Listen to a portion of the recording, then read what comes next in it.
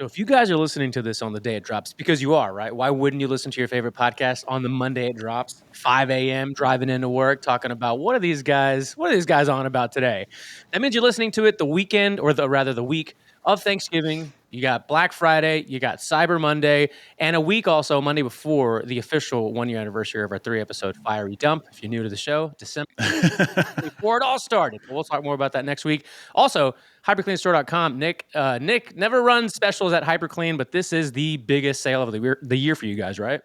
Yeah, absolutely. 15% off, and we can't be more excited, man. It's a great time of year. Yeah, it's so fun. Oh, also, this is just from me. As you get together with friends and family, encourage everybody on our behalf to buy a cooler, older car. That's just what I want to say to you guys. I hear you. And leave the politics at home. Yeah, please. I think we've had enough of that. A lot of people. We're good. Yeah, we're full up. Everybody's, unless there's that one person at the table that they bring. If you don't bring it up, that's cool. But if someone else brings it up to you, you give it to them. I know our audience. Whatever your stance is, brother. To him. You just let him have it. But dude, so I wanted to talk to you about, because everyone's going to be talking about it. We're actually going to be cutting these clips up earlier than usual because I want them to be out there to get our perspective on it. But the Hamilton collection, the Koenigsegg, Christian von. Ever since I was younger, and I found out who made the Koenigsegg and the guy's name. This was probably a decade plus ago. When I found out his name was, going back to the rich people with 3 names joke that we had a couple episodes back, Christian von Koenigsegg. I'm like, what a cool fucking name for a billionaire, right? CVK. It reminded you of RVD. That's right. Yes. Rob Van Dam, goddammit, one of the best. So where do you want to launch off with this, man? I'm sure you've got an interesting perspective, having been in that world for so long. I will say this is very odd behavior. On both parts, right? On both parts. Yeah. First thing I thought, I started getting texts, from people who can't afford those things, and I got texts from a lot of people that have never, and that will never own those things, that are friends of mine, and shout out to all you guys listening. I was one of them, by the way. and I'll say this pretty clearly. This is about as odd as it can get. Something doesn't smell, none of it feels right. Yeah. Because let's start here. This happens a lot. Now, a lot in the world of hypercars is relative, right? It's not millions of people having this type of experience. But Ferrari, Lambo, I just told you of an elite Mercedes situation. I've told you, about private coach builders and anything in this kind of hand-built world. Mm-hmm. By the way, for those of you that are into muscle cars, these what would you call them? Resto mods. Yeah. I mean, on a much smaller money level, there's all kinds of nonsense that goes on and all kinds of things that have to be rectified. I mean, you've even seen there's all kinds of big lawsuits that take place, and all of this kind of stuff happens. Sort of the unspoken rule of all of this is you handle it in-house, especially when you get to the level of a $2 million, $3 million, $4 million car. Mm-hmm. And I will say, for all of you that have maybe gone into a comment section and said, Koenigsegg needs to make this right. And, if I bought a car that's that, you just have no basis in how this stuff works. A hand-built car, name the car company, always has problems. Now, some have fewer problems than others. Some of them come with minor problems. Some of them come with major problems. That's been generations. So I want to start with, it's odd behavior on both parties, but collections especially don't normally do this. And for people that are have been living under a rock for the last week, because I know sometimes it's hard for people that have good, hardworking jobs to keep up with what's going on the internet and the car world especially. We're talking about an expensive car like a Koenigsegg, maintenance. We're talking about this feud that went online, went digital with stories and a whole graphic of Christian von Koenigsegg looking like Thanos. It was a really bizarre attack at a person in a company of that stature, right? So that just wanted to paint that picture there for people that might not have known. And, Hamilton, older Koenigsegg already in his possession, getting a newer one, a custom one. So I just wanted to set the scene in case people didn't know that. Yeah, and actually it seems to be centered around a secondhand purchase Koenigsegg, right? Right. A second hypercar purchase. Hey, if you need some hyperclean for that Koenigsegg, let me know. We'll send some out.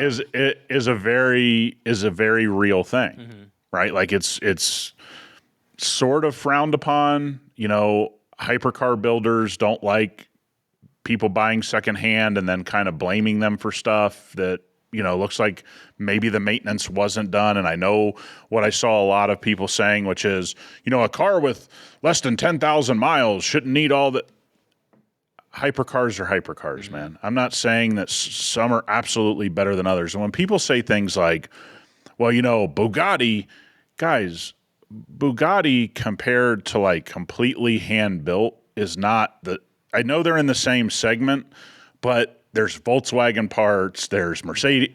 Like, you guys are comparing, I know, the same price level, but you're comparing apples to oranges because there are mass-produced parts all over the Bugatti platform. Like, you can use VW parts to fix certain things in a Bugatti. You're not going to do that with a Koenigsegg. So it's apples and oranges right off the rip when you go, well, Bugatti doesn't have these problems. You can ride it for 40,000 miles. I hear you. You're just in the wrong lane here. But make no mistake, a Bugatti, a Ferrari, a Lambo, name the company that you think does hypercars the best and never has any issues. I can guarantee you they've had people, because I've been involved with some of this, say, you sent me this car, I hate it, you need to facilitate me getting rid of this car. Happens way more often than people think. I'd be curious. Let us know in the comments, everybody. What are your thoughts on, this is a question of the day. There's always a question of the day, by the way, on YouTube in the description, in case you guys did know that. I need more answers to those questions, by the way, because I go every week out of my way to think of the question of the day, even though we have tons of them on the show. I think last week we might have said like 7 times, let us know in the comments, right? Let us know in the comments, what are your thoughts on the entire hypercar, supercar, not even in a collection, just that kind of industry or in that world by itself? Like, what are your thoughts on the supercar, hypercar world? Because I think a lot of our audience loves, to kind of talk about it from time to time, admire them at a car show. But our dudes, and I should say our dudes, Nicole and Bonnie, which are the only 2 chicks that I can verify that constantly comment on our stuff, are into like the regular stuff that, you and I enjoy and always talk about and keep track of as well. But let us know in the comments what you think, because when I see things like this going on and I see like how to make your GT3 RS 3 seconds faster at the ring and stuff, like it's kind of fun to read about. And I wonder how many other millennials and elder millennials are still really caring about some of these topics.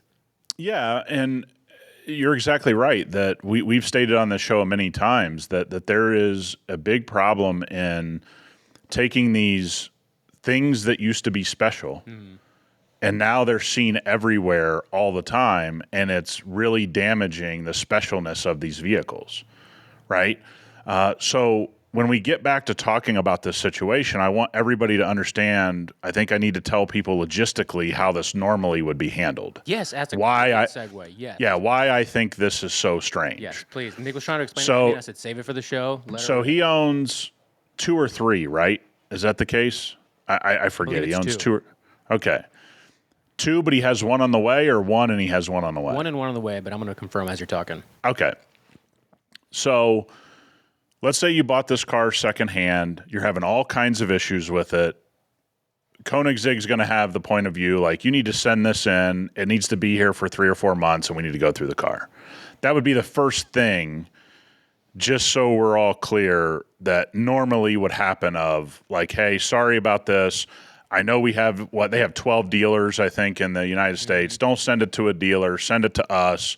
Give us 3 or 4 months. We're going to sort the car out. We'll get it back to you. Doesn't seem like that happened. Right. So there's the first strange thing that I haven't seen really talked about.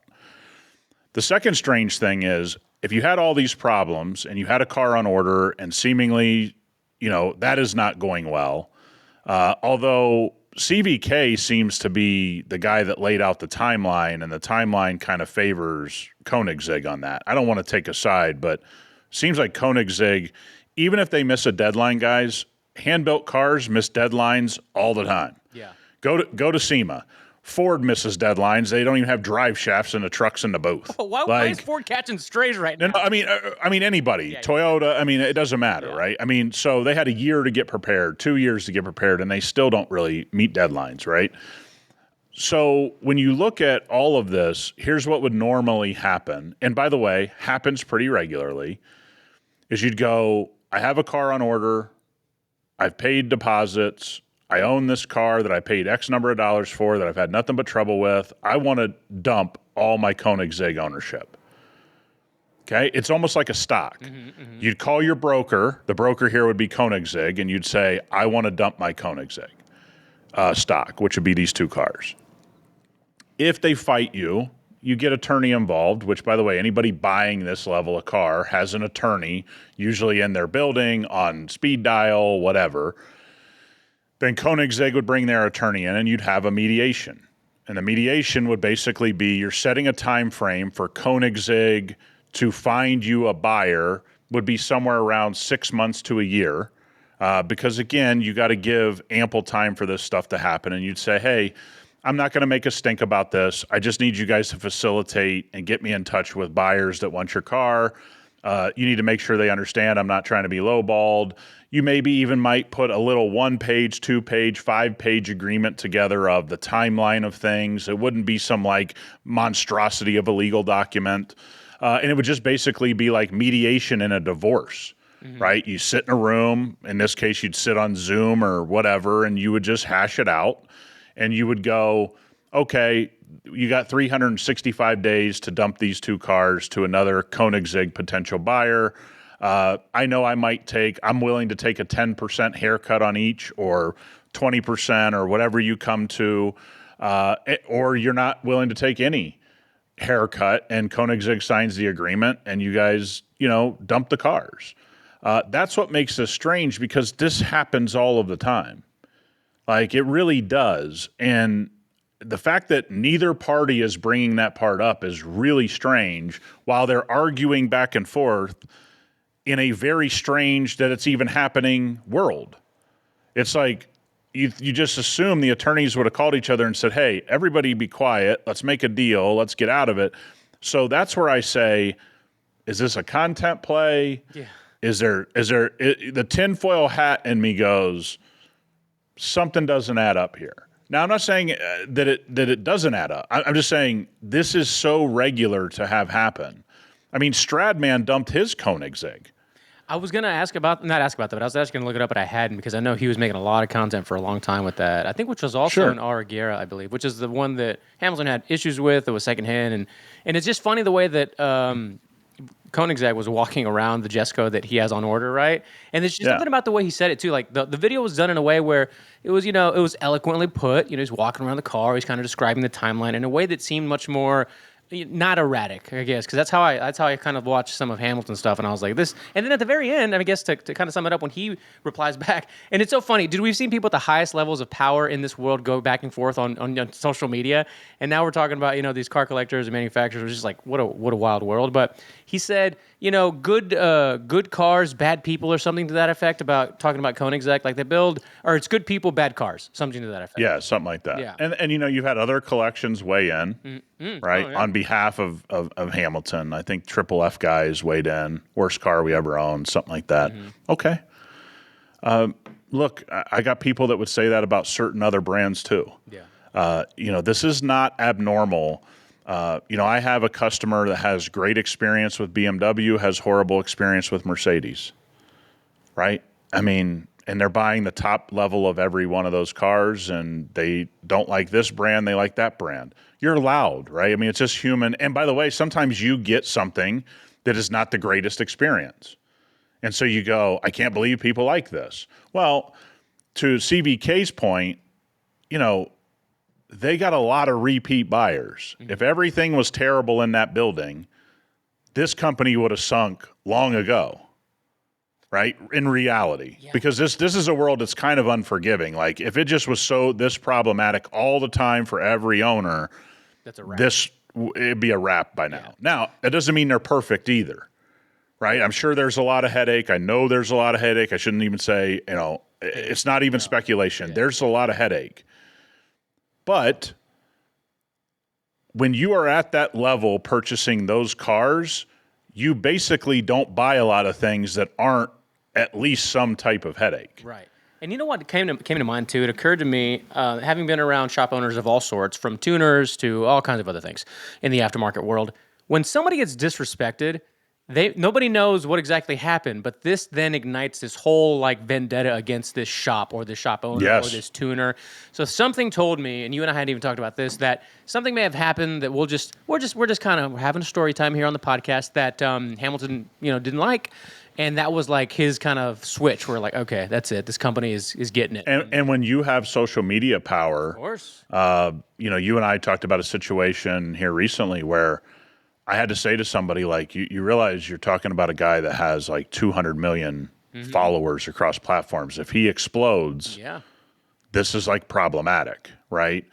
And I want people to understand, I think everybody's allowed to do what they want. Sure. I mean, that's one thing Rob and I stand behind. Buy what you want, do what you want, it's your life. This is odd behavior. And where this will get judged, and I know that people don't really understand this world, and I kind of get that, is amongst the owners that can afford cars like that. This is like stuff you don't do. Mm-hmm. Yeah, the court of now you can say is unforgiving. Yeah, and you go, well, that doesn't really matter. It may matter down the road. Yeah. You may need to do business with one of those people, and they go, weren't you the guy? Mm-hmm. Yeah. I mean, this sounds crazy, but this is why this kind of elevated crowd doesn't do things like this, right? There's a lot of interconnection to a lot of different places around the world. It could be manufacturing, could be whatever, where these tycoons watch how you act. That's why we always are very surprised about crazy things on the internet, because the stuff lives forever, right? And really smart, high-level people knew that before anybody. Like, they just accepted, like, hey, I'm not going to do that on the internet. And so I want our crowd to kind of, number one, give us their comments and opinions on what's happened, but I want it to be through the lens of, this is odd behavior. Yeah. And there's something behind it that's not being put out. Yeah. 100% I can stand behind that. For sure. And my clutch culture tinfoil beanie always goes on when I see stuff like this. And I go right to wrestling a lot of times because of the social world and the entertainment factor that we live in. I even told Dick on the phone, I was like, this screams like classic WWE, but after you watch more videos and even some reactions from other people in that world, you're kind of like, okay. And that's when I started thinking about the disrespect factor of like, something may have happened that they just didn't like, and that was just the end of it. He almost kind of said, like, let's just burn. Like, was it Goggins who's going to carry the boats? Hamilton was like, we're just going to burn them all. How about that? I'm not carrying anything. We're going to burn everything. And by the way, a powerful social media guy just loses, like you said, wants to burn the boats. That's what he's going to do. Yeah, for sure. You know what I mean? Like, and I understand that. Oh, right? Like, I'm not. Does he? Man, I'm not one of these guys that doesn't understand like that. Hey, if that is what you've decided to do, it's your platform, do it. I'm not, and I want to make this clear, I'm not judging either party. No. I don't really know what's happened here. I know one thing. This was all solvable in a 5-minute mediation, which, by the way, happens with every brand on big special cars. I mean, from 4 GTs that they made all these rules and people broke the rules and attorneys got involved. I mean, that's a Ford. Yeah. That happened on. So it happens in the Koenigsegg world. It happens in the Bugatti world. It happens in the Ferrari Lambo world. It happens. And when you have big, powerful brands attached to big, powerful, wealthy people, usually a little 5-minute mediation gets the cars unloaded and it's all good to go. Usually. But you know what the world cannot escape? Dudes being bros and bros being dudes. Right? And that will sometimes burn it all to the ground. I saw a video, and then we'll move on to another subject, of football players. It was, I forgot which classic, I think it was defensive end or something, talking about the story from 15 years ago, okay? Him and this other player get into a beef on the field at some Super Bowl many years ago. And on the field, the guy that got tackled said, I'm going to fuck you up next time I see you, no matter where we are, right? The other player's like, all right, bet. 15 years later, he sees this guy on the sidewalk, and he's telling his buddy, like, take my hat, take my phone, and because he thought on site, no matter how long it's been. We're talking almost 2 decades later. Yes. Just bros being like you dudes, said, guys being dudes. Exactly. Guys being dudes. Like, it's as entertaining as all this stuff is, and I think that's the best part of it. Yeah. I just go, it could really boil down to as easy as what you said. Yeah. somebody said something cross and he goes, "You don't talk to me like that, Yep. and I'll show you." Yep. And the next thing you know, he spun his phone around and went off. What a world. And here's the thing. I actually sympathize with that because it's like every one of us has a point of no return. Yeah. And it could be a small thing. It can be a large thing. But this level of money doesn't usually equate to this behavior. Yes. And that's what makes this week kind of strange. Man, can't wait to see this unfold. We're talking about it just like everybody else the week of, and we'll have clips of it out. So please leave us a comment somewhere and give us your thoughts because maybe we left something out. Maybe you can craft up a better narrative or story than we did. But look, Nick has always talked about how much he loves Range Rovers. All right, he loves that was actually one of the viral videos. Defender, Range Rovers, those kind of clips. But, he also uses this phrase. What's the phrase that Nick likes to use? Something to the effect of we'll talk about an uninteresting platform. I think you've said that a couple of times, right? Yes. So I'm going to bring up what I think is an uninteresting platform, but that has kind of made things interesting, and it kind of also looks like a Range Rover, and that's the 2027 Kia Telluride. Yep. I mean, that design language looks very familiar. That is so familiar. I mean, close your squint a little bit. That is a Range Rover. Am I mistaken? Yeah. Or? The front grille is a little Kia-esque. Yeah. We've said this. Yeah, that is a Range. Bro. The back end of this is like you guys just literally ripped off Range. I wonder if they're getting letters, legal letters, like, "Hey, boys." This is what. Does this not make it interesting though? I mean, it makes it interesting, and I've heard a lot of people, and I know I've had a lot of people talk to me about it. Is like, why don't you respect what Kia and Hyundai have done? I do respect it. I do respect that they've stepped up their design language, but I also ask, where do they fit in? Mm-hmm. If Kia and Hyundai are going to go into this upper echelon of, I'm not saying all the way to Range Rover, but they're going to step up into Toyota land. Mm-hmm. Genesis stepping way beyond Toyota land up into, elite status, pricing wise. Mm-hmm. Where does they really fit in? Because I'm not gonna say to somebody, buy a Kia when they can buy a better car, front to back, engine, everything in a Toyota Highlander. Or, that's where I just don't understand all of this, which is Kia and Hyundai, to me, and I know all of you want to debate this, you can go to those dealerships and they got engine upon engine upon engine stacked up for engine replacement.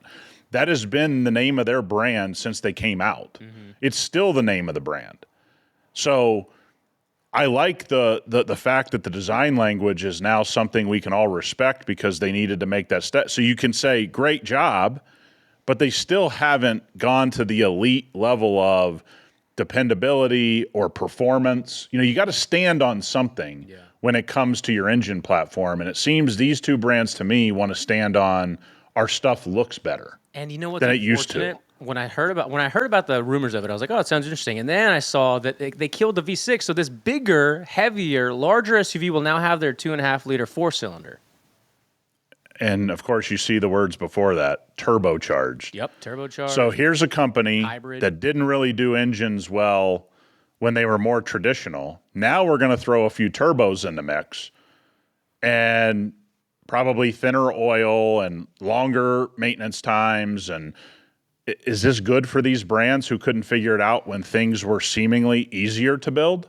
So 274 horsepower, 311 pound-feet of torque, 49 more than the V6. I like how that's always like a plus. Like, hey, we got more power out of smaller engines. Like, are people really, do they like that? Is that really? Oh yeah, no. You go into comment sections and they'll say all the time, "Hey, you bought your old Toyota, but mine is more powerful with a smaller engine." And it's like, I don't think that's the flex you think it is. We do get that a lot actually on the Toyota stuff. You're right. Yeah, I don't think it's the flex you think it is because again, you had to recall 550,000 of the smaller engines already.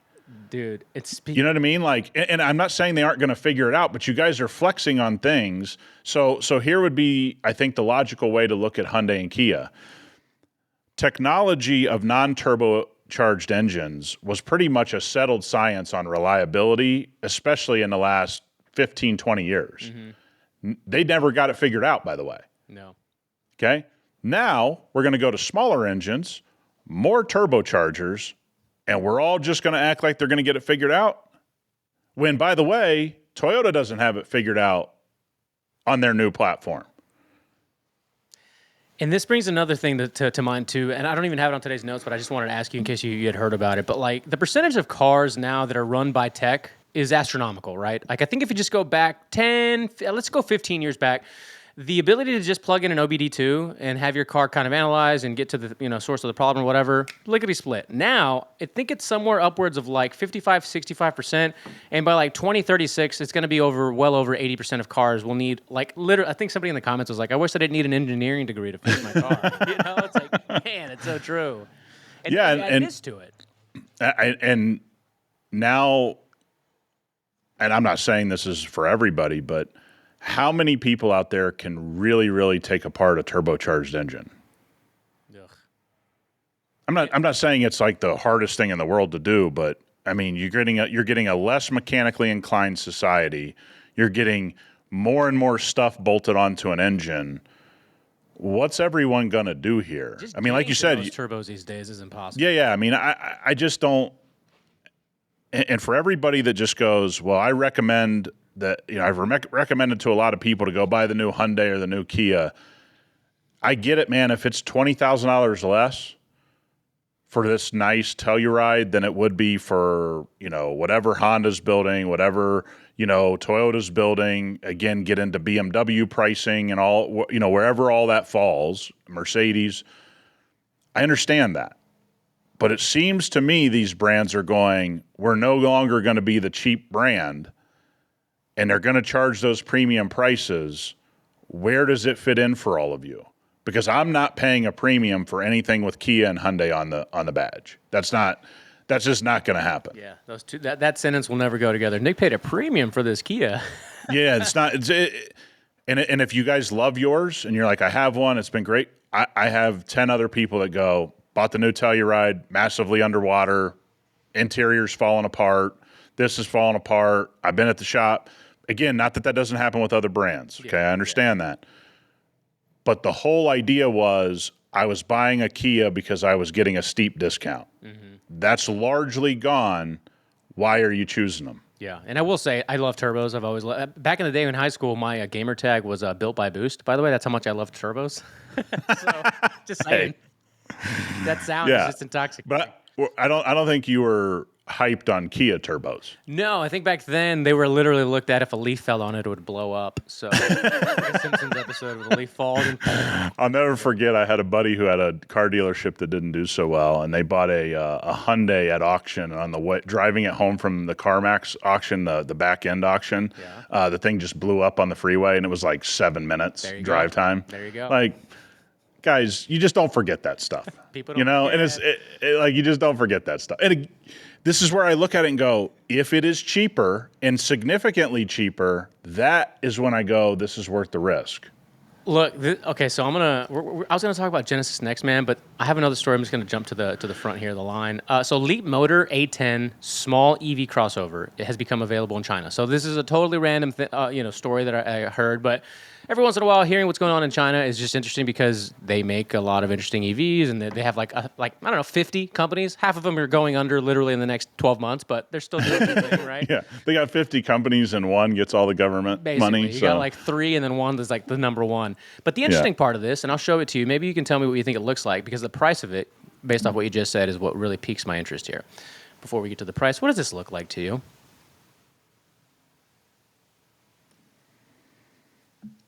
Does that have like a Porsche feel?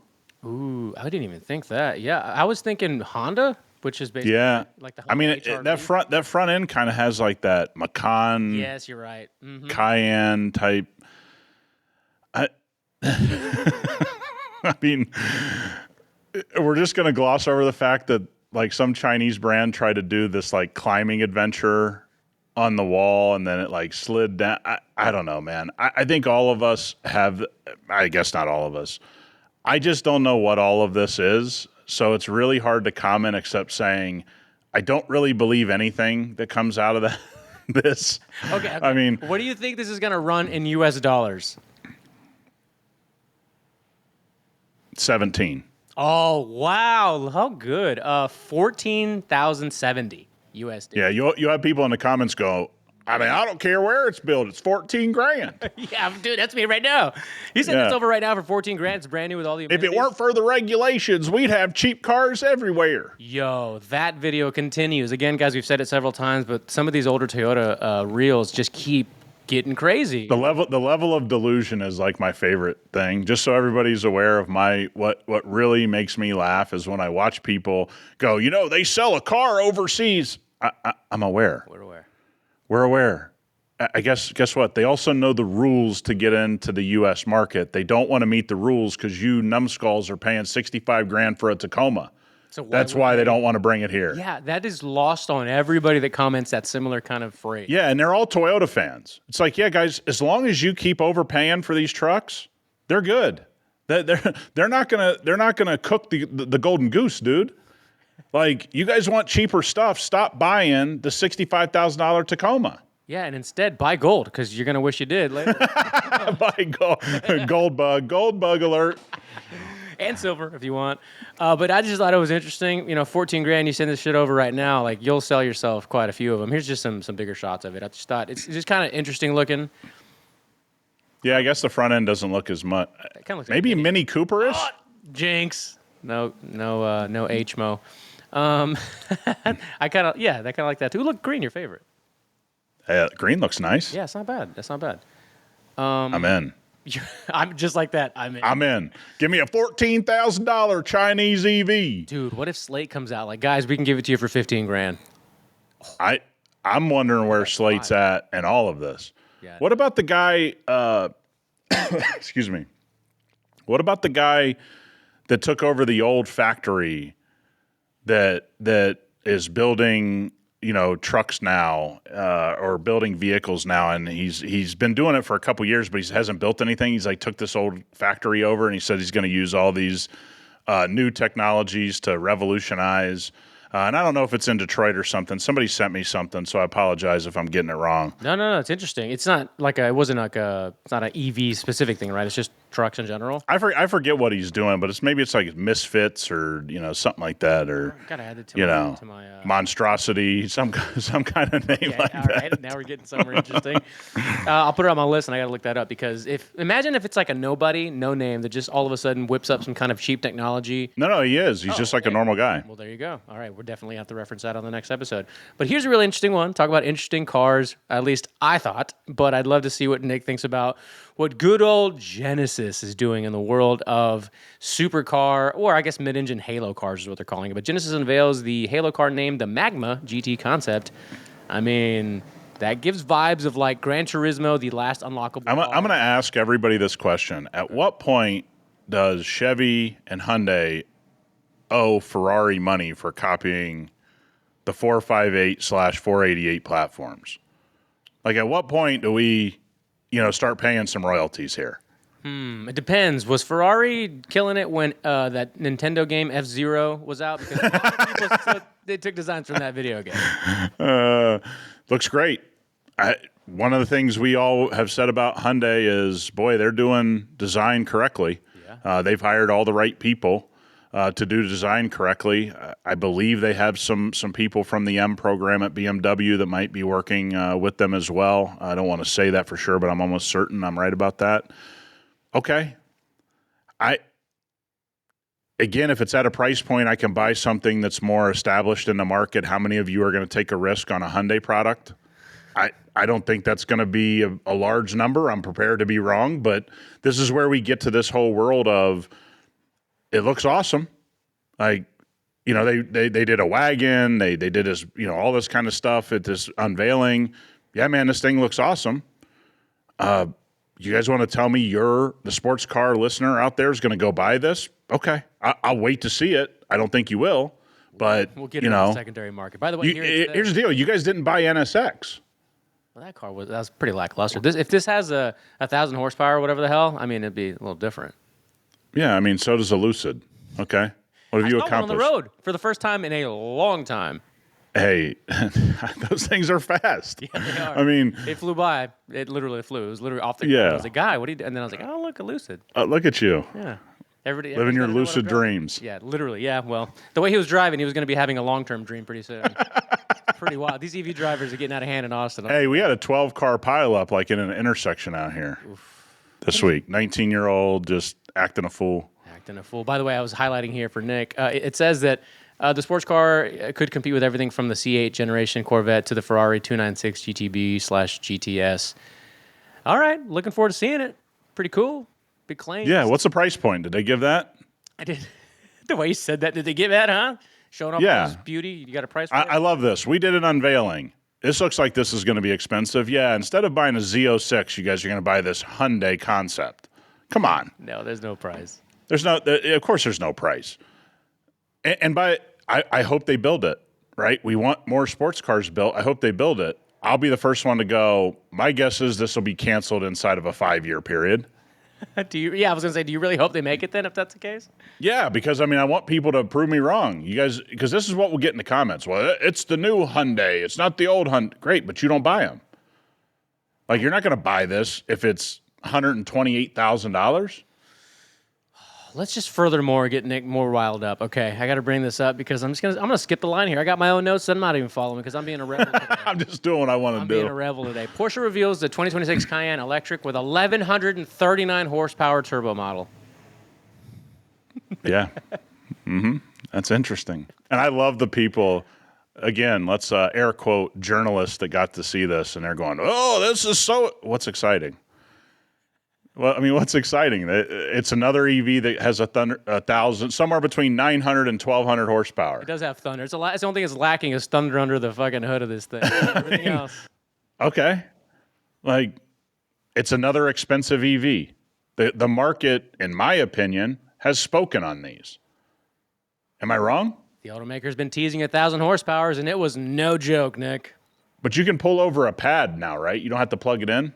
You can pull over like a pad and it'll charge. So it's going to have the 800-volt architecture of net capacity. The battery is integrated into the structure for less overall weight. I didn't see anything about a pad in this particular write-up, but you may be right. Yeah, I think it's like, think about it like, MagSafe on the back of your phone. Right. Basically you can pull over, and we've been hearing about that for a while too, right? But it's been so slow and just never really been a thing. But yeah, so I don't know how that'll work. We got to see that play out. But it looks like they are going to try to integrate that here. Although, let me go back to this real quick. You even referenced the similarities in that China EV. This kind of looks like it now that you mention it. Well, Rob, I don't just say things on the podcast, bud. That's not true. I don't really say things, but sometimes, like a broken clock is right twice a day, as I say. I hear you. If I say enough stuff, Rob, I'm going to be right at least once. Oh, yeah. Why do you think I say so much shit often? It's just like, okay, some of this stuff is going to be accurate. This is going to stick. Yeah. At least we hope. If you say it with enough charisma, anything can stick. We've learned that from the internet. Yeah, I would be curious. I know a lot of Porsche buyers. I'm not getting a lot of text of excitement out of this. Again, when we all get to the bottom of where we're at with expensive EVs, the market has spoken to Mercedes, to Porsche. Name the company. BMW sales aren't great for any of those companies. The EQS platform has already been basically wiped away. Is Porsche going to buck that trend because they have a more fanatic fan base? I don't really see that happening. No. You can pick up a Taycan Cross Turismo for like $60,000 that used to cost $180,000. Is it really $60,000? Yeah, like 61, anywhere between $60,000 and $75,000. What a time! How about you pick one of those up for the channel? That'll be your first EV. One of the funny thing I told everybody, we had one of the first Taycans in the U.S. and it bricked itself at a light. Right. I've driven the Taycan a lot. I think it's enjoyable. Is it special? Like, I can't wait to get back in it? No. Seating position's weird for me. It's sat way too low for being a four-door. You couldn't get anybody in the back of that car. Which is really strange for a four-door sedan. I am very interested because these companies have invested so much that they have to roll some of this stuff out. I wonder, again, like we said, we would pay money to be in the boardroom for all the decision makers to go, yeah, we got the new Cayenne out. We're already planning that this is going to go horribly. So let's go ahead and figure out when we're going to take our quarterly losses so we can all, not screw with our bonuses too much. Like, I just loved, because those are maybe it's happening on the private jet, the company jet, somewhere everybody's going, how do we mitigate my bonus being screwed up by this EV platform? Going on. 100%. I was talking to Nick the other day on the phone, and I really want a truck. I might even open this up to the audience. Like, convince me of a truck to buy that's within reason, because the use of it just comes up too often, and I kind of hate just not having one anymore. I had one back in the day, a couple of them, big, small, and I told Nick it got to the point where the bigger trucks are so expensive, as we've talked about, that I might just get a Ranger, because I loved my 4-liter Ranger back in the day, and I went to go look at them. On the low end, we're talking with still 70, 80, 100,000 miles, $20,000. On the high end, $30,000 with about 40 or 50,000 miles.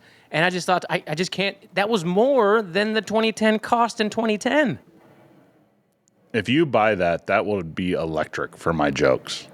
So, I mean, for my comedic, existence on this show, I kind of need you to overpay for a Ranger, so I can just be like, wait a minute, you're talking back to me when you overpaid for a Ranger? I kind of just need that in the back. So I never live it down. $30,000. And by the way, should you? No. Unless every time that I'm driving it, I play that song, I'm no stranger. Fucking Ranger. I mean, that's the only thing I'll play on the radio. So, I mean, you kind of get into old Fords, old Chevys, half tons, right? I mean, it's where you're going to have to live to find something that you would really enjoy. Or, Nick made a very good point of what he would buy. You remember we said on the phone the other day? What Cadillac you would buy the other day? Oh, the old school Escalade. The old school Escalade. Oh, and the EXT, 100%. So basically an Avalanche, right? Yes, absolutely. I would absolutely buy that. You would buy that and daily that as an actual your car? Buddy, I'm dailying a 2003 LX. Don't question me. Yeah, but let's not pretend. Don't dare me, Rob. And it was in a rare color. It was Riptide Blue. Riptide Blue, yeah. One ever. First thing I said to you is, I would totally buy this. Because it was what, 12 grand? Yeah, it was something pretty low. Maybe 15 on the high end, I think. 140,000 miles on it? I couldn't, if I was in the market, I couldn't buy that stuff quick enough. I mean, 2-door Tahoes, if I could come across a good one. 95 Bronco. I mean, there's just ones that I just go, right price. Come on. Yeah, what are we talking about? Living in that world, man. I sent Nick a link to a guy in North Texas that eventually I'm just going to next year, I'm going to reach out to him before that because he's just an interesting dude. And maybe because we're going to start doing, as I've mentioned, extra episodes. Maybe I haven't mentioned that. Maybe I have, where we're going to have some guests on the show. And he's just doing it right, man. If you want a truck, what's the equivalent of your LX right now if you were to buy a modern car? Would it just be another Lexus Toyota of that size? Yeah, I mean, you'd be still in the LX platform. Maybe, I mean, my GX is probably... Oh, that's right, you have a GX as well. Yeah, so, but yeah, I mean, you're right. You'd be... Tahoe, you maybe could talk yourself into the Sequoia platform being... That's one you don't see enough of. I love me a Sequoia. Well, I mean, they're 90 grand. Everything's 90 grand these days, though. But are you going to pay 90 grand for a Sequoia? Hell no. But no, hell. And by the way, they have camouflage fender flares. Actually, come on. Those look cool. You don't like those? Yeah, come on, you Rob. You don't like those? Why would I like them? Because they look cool. You're like this. I don't want you to see my fender flares. I want to blend them in, so I don't, so nobody sees me. No. Ironically, you do see them because it kind of sheens and glares. Is that carbon? Dude, just buy the Ranger so I can have endless jokes. Carbon fiber? They look like carbon fiber, but it's camo. Dude, hey, if you've never owned one, if you need a little truck, go find yourself a good Ranger with the 4-liter, not the 3-liter. Preferably an older 4-liter as well. Those are really good. 500,000 miles, no issues. The only thing that happened was catalytic converter got clogged up, was just throwing smoke, and I was like, oh my God, the truck's on fire. I look under there, I was like, no, it's just needs to be replaced. Dirty. So you just went down to downtown Houston and said, somebody steal this? Yeah, all you got to do is just park it. Hopefully they don't take the whole truck, but Yeah, just take the converter, just put a sign on the side. Yeah, exactly. Oh, good times. Do you want to know what the SUV of the year is, according to Motor Trend? Do you want to take a guess? Take a good guess. Motor Trend SUV of the year. Got to be something electric. For 2026. I'm not giving you hints, man. Just you know it all. You don't just say things. Well, electric Cayenne. No. I'm going to just go ahead and pull it up. You're not going to get it. The Cadillac Escalade IQ. Oh, I should have said that. That's a big miss by me. I know. You spent some time with this thing. Yep.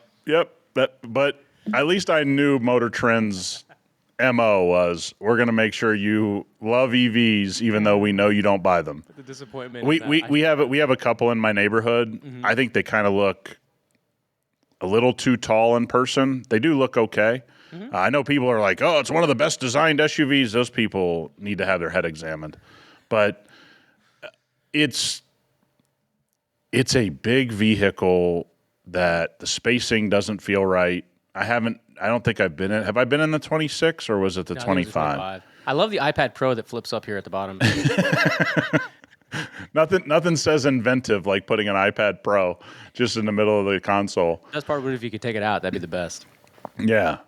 You can take it to work and draw on it and then put it back in your car. Yeah, for your design firm, you're going to design on the exactly on the way right. home, put it in Autopilot, and then just keep drawing on your iPad. You're going to work on Fiverr and then get back in your Escalade IQ. Not even doing your own work anymore. I'd be interested to get in the back again because it was pretty bad. I don't know if they fixed any of that. For any of you that have been in the 26, let me know.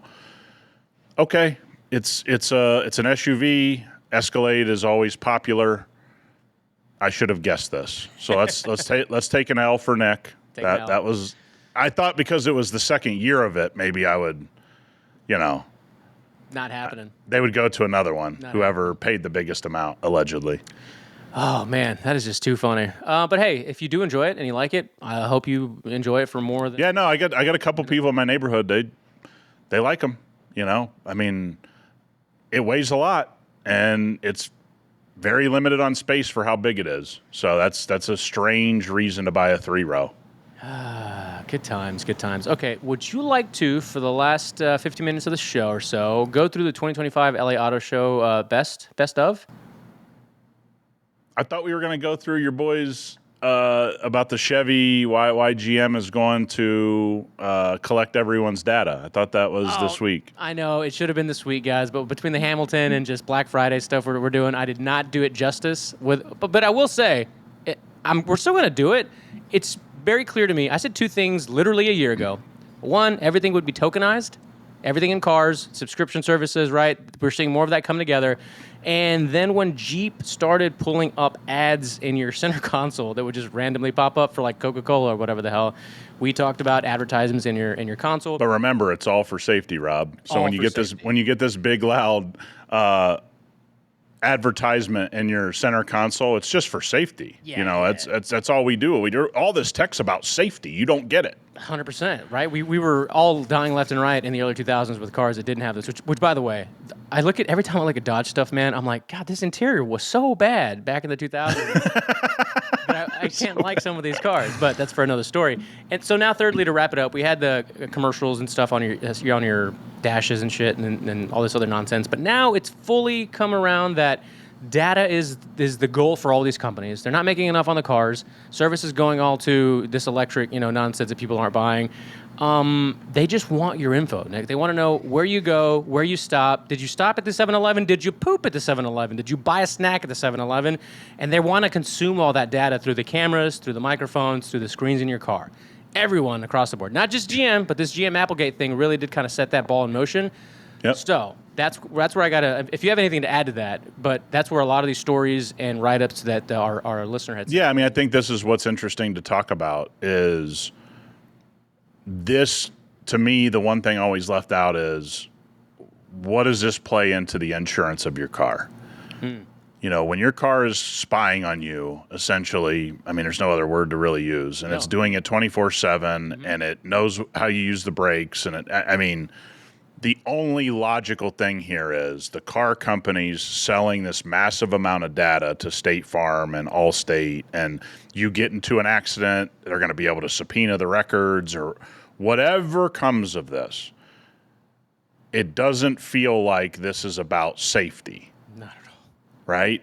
And that is the drum these animals have been hitting forever. Meaning, the quote-unquote journalists, the quote-unquote executives, the tech and the safety and tech and the safety. Cool. Why is this happening now if it was all about the safety? Because it wasn't. It wasn't really about just safety. It was doing things for the sake of doing things, which I think was the first thing. I think that was the first thing of all of this. They did it because they thought they could stack tech on tech on tech and sell the new buyer, the unseasoned buyer, that tech was somehow going to make your life better. Tech stacking, it doesn't matter if it's your phone, your computer, or your car, it has a limit. Yeah. So they've by far exceeded that limit. Many of you complain about the tech. I know just in my GX, the binging and the dinging and all of the tech, it's way overkill. So now they can't keep tech stacking and sell you. So they start selling this car's safety and safety features and safety and safety. And now all of a sudden we're going to get rid of Apple because we're telling you it's about user interface. And everybody in the tech world's going, that's not true. This is what you're going to do with the data because this is what Google does with the data, and this is what Apple does with the data, and this is what Oracle does with the data. You guys aren't playing a different game. So now think of all the people who've carried the water for car companies saying tech was about safety, tech was about making your life better, tech this, tech that. You've now been told the real story that tech is about spying on the people driving the car. And again, I'm not saying all of that is from some big conspiracy. It's to sell you more products. It's to sell you another subscription. It's to know your habits. It's to sell those habits to this company and that company. You brought up 7-Eleven. Hey, Rob goes to 7-Eleven every morning before he goes to the job site. All of a sudden, in your email box is all these 7-Eleven offers. All of the ads on your Facebook is, hey, come get a new Monster Energy drink at 7-Eleven. Right? Like, this is the game. And if it was all about safety, how did this even come up in the boardroom? Do you remember the story of what it was? We'll call it either Japan, China, what they did with Burger King and traffic? No. Tell me what. Using geolocation, they encouraged buyers. There were some big billboards around this little hub of area. We'll call it maybe the strip by your shop where just traffic always stacked up forever, right? It'd literally be in traffic sometimes for over an hour just in this one section. Got billboards. Encourage people to download the app because you'd get a really good deal on your first order. And then when they knew you would be stuck in that app, they would send out deals where they had a fleet of bicycle and scooter drivers. They would send you a Whopper. What? And tuk-tuks driving around. Exactly. And they would give, it was like we'll just call it like $1.99 Whopper meal, Whopper fries drink. There was no other choices. It was just that. So using, again, back to the data, the technology of where you are, your location, right? Are you likely to buy this? What are you likely to buy? When are you likely to be in traffic and want to eat? You're hungry or whatever. And dude, their revenue skyrocketed forever. It works. I mean, consumerism is the most universal thing globally. Yeah. And I just don't think this is what a car company should be doing. Now, I understand revenue and I understand shareholders and I understand the world changes.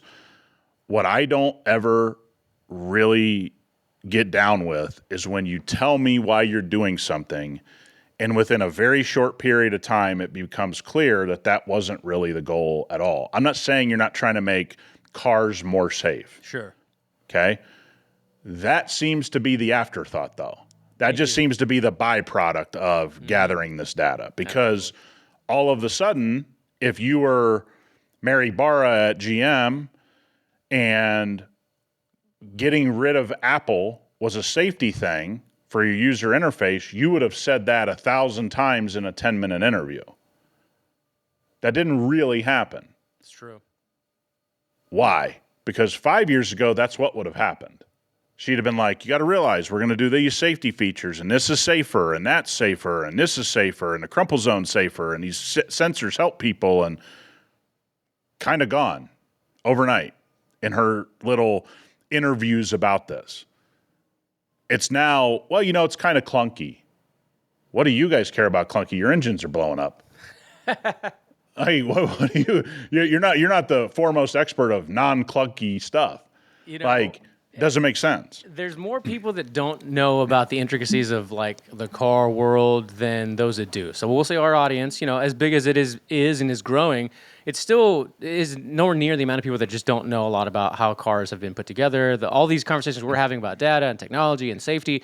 So when people say like these people aren't doing their jobs, we'll just use any big wig at a company.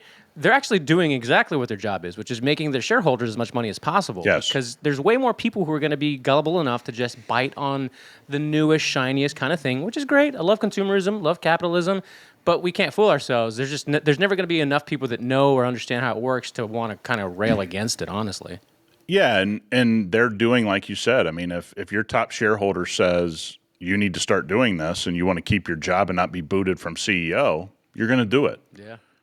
I mean, it's hard to find another $25 million job paying that. I mean, with the prestige globally of being the head of a car company, there's a few things that when you're the executive of these types of it's like being the executive of an oil company that's global, being an executive of banks, being an executive of investment firms, being an executive of car companies. There's only so many of those jobs. Yeah.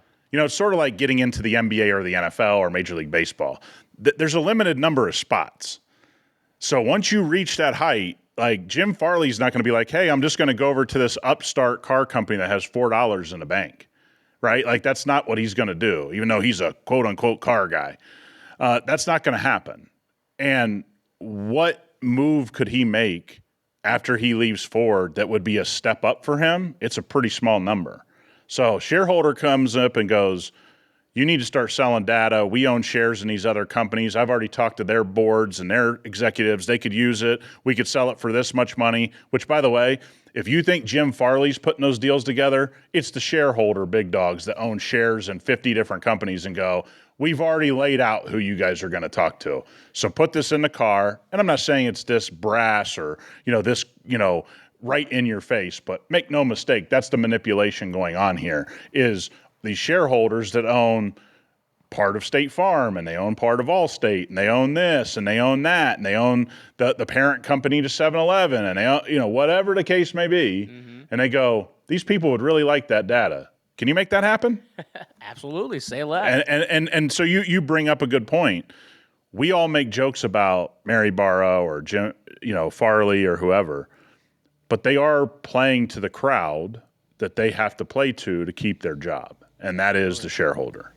And make no mistake, MLB, I got to say this because you brought it up. Going into the lockout, we're going to see some of the craziest moves from players to teams. So if you like baseball, follow me. We'll talk baseball in the DMs. It doesn't always have to be cars. It can be, but it doesn't have to be. Yeah. I do have to bring this up because we talked about Genesis already, and I didn't bring up a picture of it, and I just wouldn't be doing my job if I didn't bring up the potential wingback, right? This G90 G-Wagon, or rather this G90 wagon.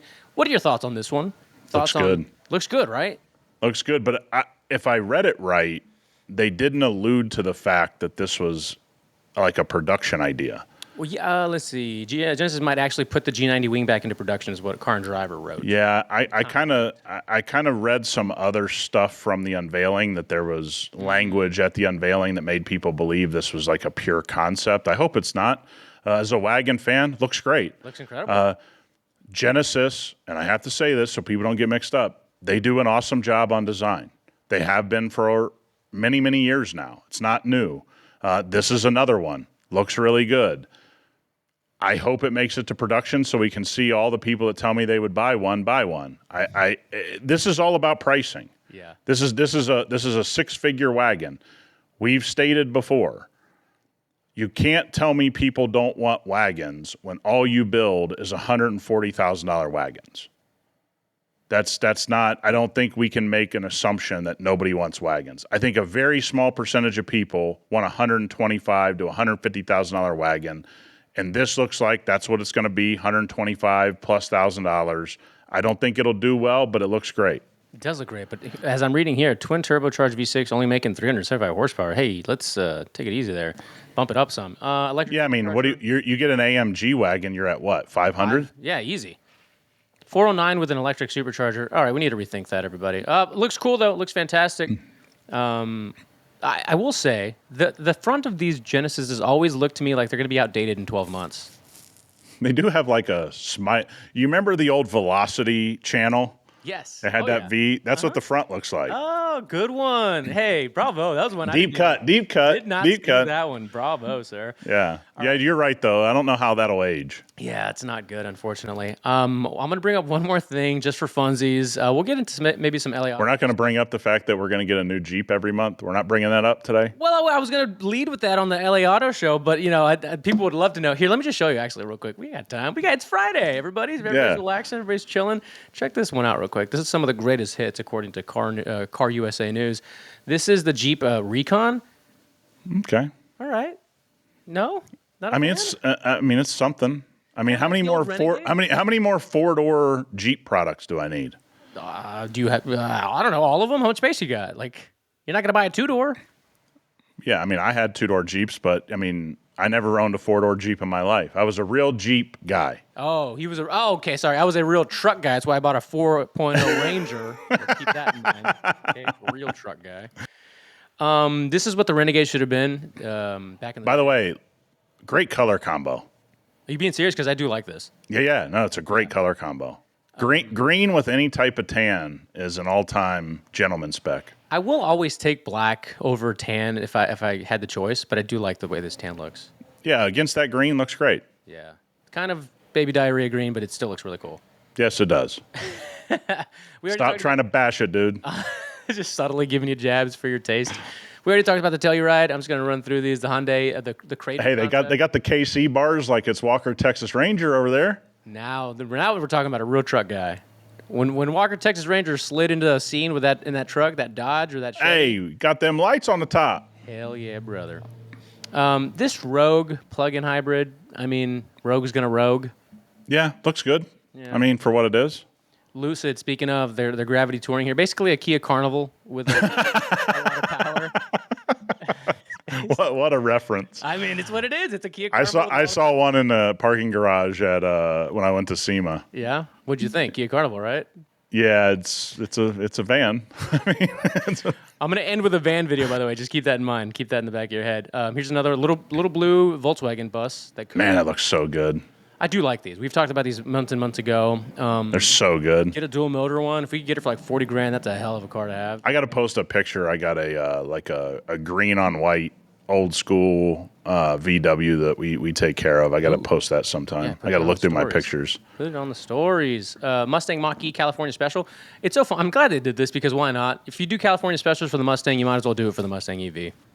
Yeah, I guess. I mean, Just an opinion. I'm really kind of wondering how Mach-E, and they sell a fair amount of them. Obviously, they outsell the regular Mustang. Kind of curious what they're going to do with this platform, aren't you? Yeah. It feels like it's time to start. I don't want to say a full redesign, but I think they need to start thinking about what the next iteration of this is. Well, lawsuits have already began with Ford since they're scrapping the Lightning and a lot of their EV products. So you got vendors already taking Ford into the courtrooms for contracts they're not going to be able to basically commit to. I'm gonna be honest. Do you think Ford gives a rip about a lawsuit? Oh no. Jim's going to be signing, papers. Yeah, he does not care. With Jim Fallon, rather. Hey, how about your boy with Toyota? They're investing big in the U.S. Hey, I was gonna. You know what? That's too big of a story to give right now. I was gonna bring it up, but yeah, he was all trumped out at a NASCAR event. People were not happy with him in the comments. I'll tell you that. Speaking of another guy that doesn't give a rip what you think, dude, I like America. All right, Thank you, America.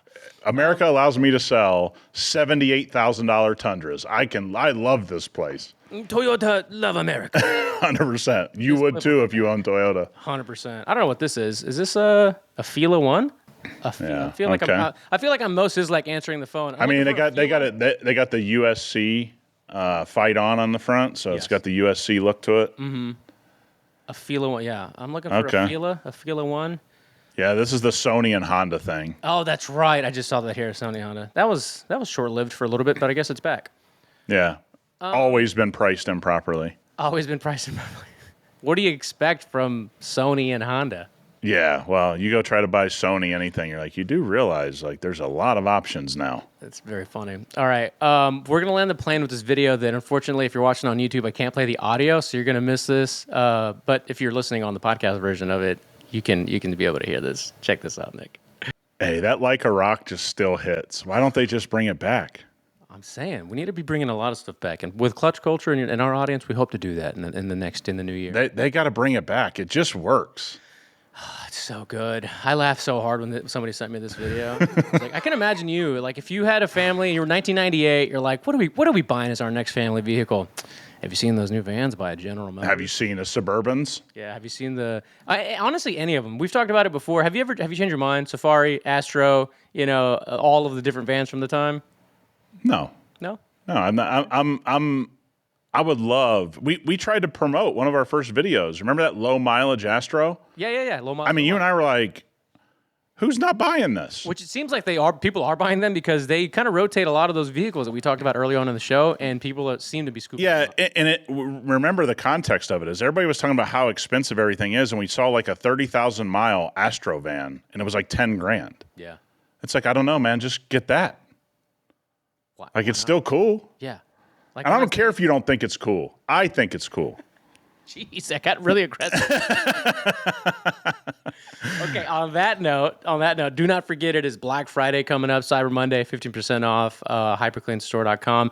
We'll leave you with this. Maybe we can talk about it by this time next week or at least in early December. We got a really cool partner on board, all right? We're finishing the year very strong. We had a great call. We basically did a podcast before the podcast today, so yes, my juices are high. I'm glad. I'm hoping Nick's juices are just as high because we're accomplishing what we set out to accomplish. It's been a slowly but surely steady kind of operation. So do you want to add to that? Because I know we're both making moves in those directions, but it's taking longer than I think we both thought it would. Yeah, we have a lot of respect of who we want to do business with, but you know, a lot of content creators have really burned some brands. Like when you hear stories and you're on these phone calls, you realize a lot of the things you guys have seen in the automotive world, especially content creation, is people didn't deliver on a lot of promises, maybe even fleece some of these brands in some ways that weren't, you know, were very, very, very, very below board. So we're having to kind of clean up on aisle 5, so to speak, you know, all of this kind of thing. But we have a partner on the LX. That video is getting edited. Unbelievable. Couldn't have been easier to work with. You guys will probably be hearing an interview. Obviously, you'll be seeing the video. We got a call we did today with something that's shop related. We are trying our best to bring things we believe in to you guys so you guys can see them and also see them from a lens of, hey, man, we like this stuff. You know, it's not just about getting stuff. It's like, do I like this? Because if I didn't like it, we just tell you we don't like it. Like, we don't make the promises that everybody thinks. It's, hey, we think you have good stuff. If it arrives and it's not good stuff, then we're going to say that. We're not going to put, you know, our reputation on the line. But I'm really excited about all the cool stuff we have in the works. But it is taking longer. I mean, I thought this would be a much easier thing, especially with the amount of views we get and the way we kind of are and our professionalism in business. But I understand, man, brands have been burned. Yeah, it's been an interesting time this year and in the economy and going into next year. So hypercleanstore.com, again, go get you some of the best car care in the United States, made in the United States. And we'll see everybody next week after Thanksgiving. See you guys.